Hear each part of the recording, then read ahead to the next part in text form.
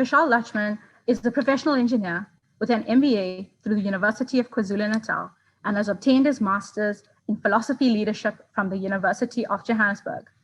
Vishaal has served in several key roles for private and public sector entities since 1998, including capital projects at Transnet National Ports Authority and Royal Haskoning DHB. His extensive experience encompasses various critical areas such as feasibility development, management, strategy development, capacity planning, governance, and risk management. Ladies and gentlemen, help me welcome Vishaal Lutchman, CEO of SAICE, to the platform.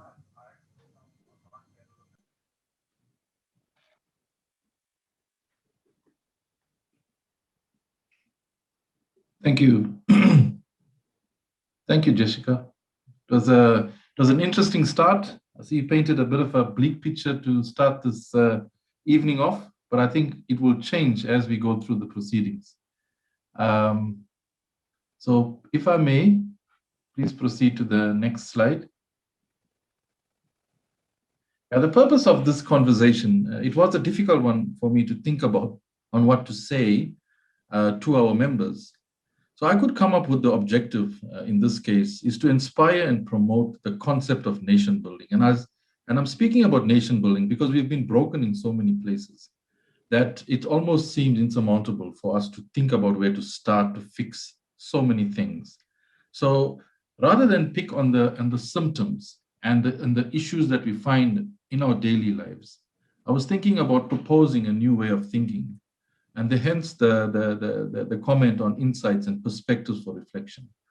So the concept of nation building by civil engineers in contributing to South Africa's infrastructure development, and the key words is in a socially just, environmentally sensitive, and economically robust manner as we grow forward together. So the discussion points relate to the concept of how do we go about, or what should we think about when we start to think of how do we build our nation? Some of us may not even want to, but I really urge us to think about it in a positive light. There's perspectives that come from those that work in the public sector, and there's a few initiatives on the go currently to enhance that. And obviously there's a private perspective. There's a private sector perspective on how do we respond and make this work. And the public-private combination, as it applies to social compacts and the concept of a developmental state, are key to get this economy going. Then there's a SAICE perspective. In other words, what are we contributing to the discussion of social compacting or a developmental state? And then there's the social perspective. In other words, the hat that we all wear. We all are part of society in some form or the other, and we wear a few hats in the other green blocks as well. So let's talk about how do we fit in and construct this nation of ours to make it successful as we would like it to be. So when it comes to successful nations, just to start off, we need to just perhaps think about what makes a nation successful, and sometimes we might forget. So I put two bullet points. The nations that are successful invest in institutions, both public and private sector, and they invest a lot in human capacity. Now, if you just pick up on these two bullet points, you may realize that we have probably done badly in both, and specifically probably in the last decade.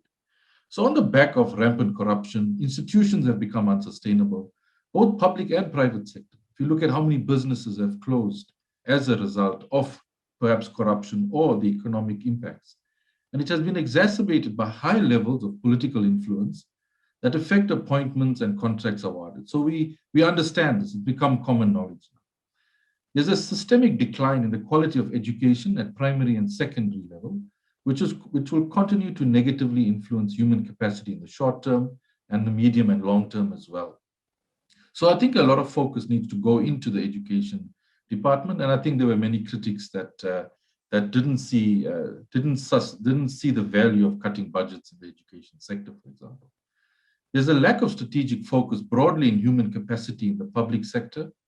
Over an extended period of time, there's reduced training and development, which has negatively impacted our very necessary investment in human capacity in both the public and private sector. So we are losing generally on both fronts, and hence we find ourselves in this frustrating situation that we are in, with possibly no way out or easy way out.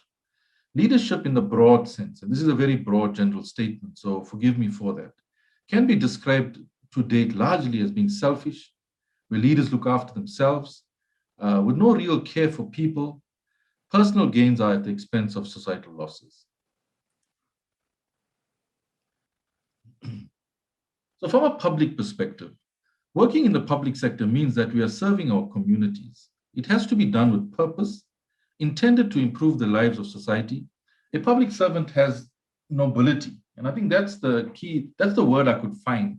It's a noble job to have in your role, and it was never intended to make one extremely wealthy for a public servant. It's predominantly in the private sector that business people generate huge value in terms of wealth. Corruption is almost privatized the public sector to some extent, and that's a comment that I could make, where being in government seems to be the job one wants to have to become an elite. So it's a result of systemic elitism that drives that kind of behavior. So how do we think about it in that case? Initiatives to professionalize the public sector. We should have heard a lot about that.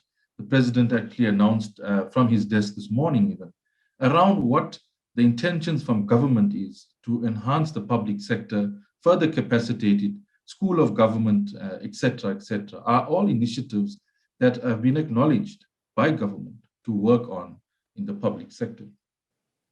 There are initiatives to bring about structural reforms in the economy, allowing for a new approach to economic growth. ESCOM, Transit, and the other are projects being worked on by various parts of government to try and bring about a developmental state and unlocking monopolies, etc. We need to get out of planning paralysis. Many departments are doing planning to the end of the earth, to be honest with you. And we seem to focus on planning because planning seems easy. However, we often get it wrong.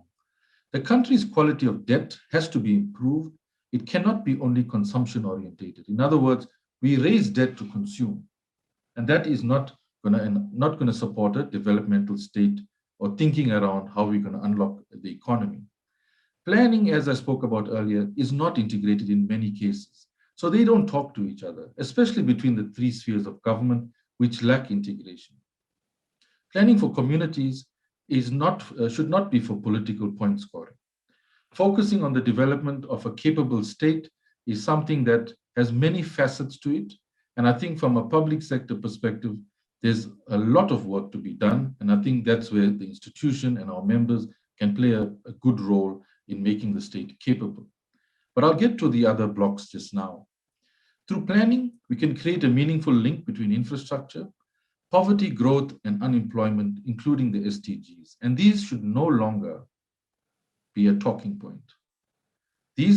Connecting these four concepts is what has caused social injustice at this point in time. Societal demands are an expectation of government and are rising rapidly with regard to implementation and needs to be managed. The expectations of society can no longer be denied. So from the private perspective, how do we change our view and how do we look at this game differently? There appears to be an ongoing misunderstanding of the role of the private sector.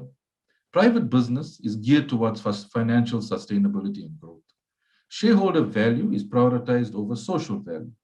For all of us that are in business, you know what I'm talking about. However, in this case, at this time, more has to be done, unfortunately. Corruption is the other hand in the private sector. Initiatives to repair the situation are, again, stop participating in corruption proactively. In other words, from a private sector perspective, we need to really walk away from this. There are many reasons why I say that. It's because the corruption factor is a virus that kills just about everything. It's not about one benefiting. These are short-lived benefits, long-term losses.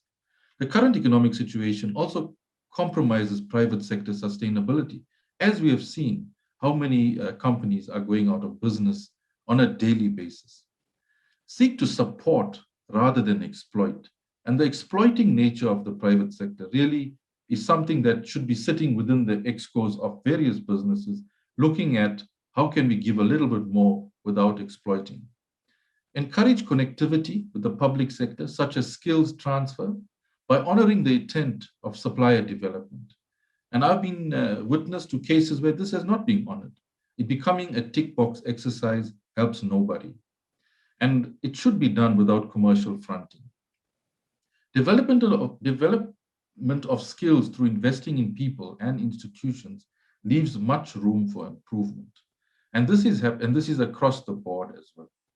Clarifying the roles of the public and private sector is important for us to get right, because that is the fundamental understanding of, or the fundamental to ensure that the development state concept can actually work.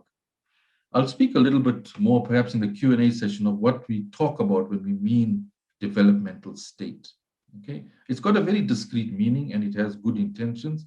It's neither capitalist or socialist, but we can talk about it later on. The private sector has to self-manage corrupt behaviors in the fraternity of civil engineering. So basically, I'm talking about our own members in the public sector and the private sector really have to start consciously making personal decisions to walk away from these things. We need to make a culture of ethical behavior endemic to business growth strategies, and it has to become part of everyone's businesses. We have to build trust, and trust is a diminishing commodity, as you may or may not agree, but in my perspective, trust is broken with clients and employees. And all we have to go by is the procurement process, which looks to manage that relationship between suppliers and clients. We have to build more meaningful relationships with academia and the scientists that are available, that are pushing boundaries of knowledge. As you have seen with the way COVID was, the way we are attending to COVID, our scientists are in fact world-class, and they are able to contribute meaningfully globally to the solutions around vaccines. And the same applies to the engineers. Unpack the private sector's role in the developmental state has not been done because many of the reforms have not been happening to date. So from a SAICE perspective, how do we support? The institution stands next to government, irrespective of whether we like or don't like what is happening. We respect the institutions of what government stands for. Okay, so the initiatives that I'm going to talk about are not exhaustive, but we have to, as an institution and our members and our divisions and branches, we have to support by championing the cause of civil engineers. We have to champion science, technology, all for the good of civil society. Economic decline, and the lack of regard for science and technology has led to despondency in our fraternity. Initiatives to repair the situation are, for example, as it applies to our members, we have to remember and realize the role of the designer, the scientist, the academic, the advisor, the planner, and the constructor. We have to redefine our purpose linked to the extreme and desperate need for engineering skills in our country, although it may not feel like those skills are hugely demanded right now. The institution has the highest regard for the mandate of the institutions in both public and private, and has commenced with active engagements at national office and encouraging that branches and divisions do the same. We've had some small wins this year already. We are in the process of redefining the manner in which we look at providing capacity building in our economy, working smarter and working harder, whilst remembering that your client is often the intermediary. And I think I'd like to make that point a little bit more clear. Society is the ultimate user and beneficiary of many of the assets that we create. So as much as a department might be paying the fees of a designer, for example, remember the beneficiary of the asset. It's not the actual government department. It's the people that inherit these assets on behalf of the agencies that are working for society. And I think that's who we need to respect the most whilst we go about our daily jobs. We need to gain the appreciation for the negative effects of transactional and the opportunity for a transformative approach in life overall. It can bring much meaning to how we do what we do. From a society perspective, this cap is probably one that we all wear. So civil society, that means you and I, have felt the impact of economic decline. Frustrations and a sense of hopelessness appears to be the order of the day. COVID has further made societal circumstances untenable. We're sitting with the highest unemployment rate of 32.5% which means 7.2 million people, and partly our colleagues as well, are not meaningfully employed at this time. How do we think about it from a societal perspective? In other words, when we are engaging socially, just you and I, have a regard for the infrastructure that's in place. We cannot afford the loss of further infrastructure by us destroying what we have. There has to be a focus, holding leaders accountable. I see an upsurge in entities trying to do that through NGOs and NPOs as well. Forces are working to divide us as communities, as society overall. Let us realize that we are in this together, irrespective of whether we find ourselves divided or not, because the economic situation affects us all irrespective. Participate actively when allowed to do so, such as public participation events, planning inputs, comments on proposed legislation. We need to become a lot more active and take this game a lot more seriously. Despondency has to be translated into active citizenship. Respect the earth we live on, protect it so that it can give us life ongoing. Educate oneself every chance we have. Read, debate, think critically, and educate another. Stop the negative dialogue in the office, the home, community sessions, and I'm sure we are all guilty of that, even myself as well sometimes. And we need to stop that. Assist another in this time of need, as there are many of us in society in need of help. Social justice affects us all. Let us strive for such as a collective. So in doing this, and how do we go about it? Values of leadership. Lead by setting an example. Seek out change, but not for fame. Focus on the essence of what it means to be a leader. There is a lot of content available currently, and we might have, by default, worked out what a good leader is just by witnessing the events of the day. Place values at the heart of every action. Harness ambiguity and uncertainty. Cultivate diversity and collaboration. And I still remain of the firm belief that South Africa is best able to cultivate diversity and leverage it meaningfully. Focus on harnessing technology through learning, experimenting, and study. Embrace vulnerability and adversity, because that's what we are facing right now. And we are able to do it for reasons unknown. Our capacity to embrace adversity is enormous, based on what we have gone through in our new democracy. Be willing to always develop yourself and develop those around you. Again, using very positive type of engagement. Nurture the next generation of leaders because we are generally accountable to them. So I'd like to just end my presentation for today by leaving us with these 4 points, which I do on an ongoing basis. We have to live values. We have to learn with understanding and meaning because we need to use it in our daily lives going forward. Whenever we think, we have to think as a collective. The ongoing, you would have seen I mentioned the transactional versus transformative discussion. When we start thinking society, we start to move away from the transactional type of behaviors where we want something from somebody or somebody wants something from us. We need to think society in the way we transform how we are going to do our jobs on a daily basis. Seek to always help and capacitate. And our strength, as I mentioned previously, lies in our diversity. And that being broken is where our weakness will sit.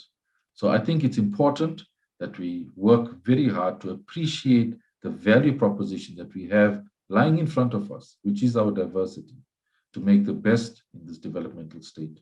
Thank you.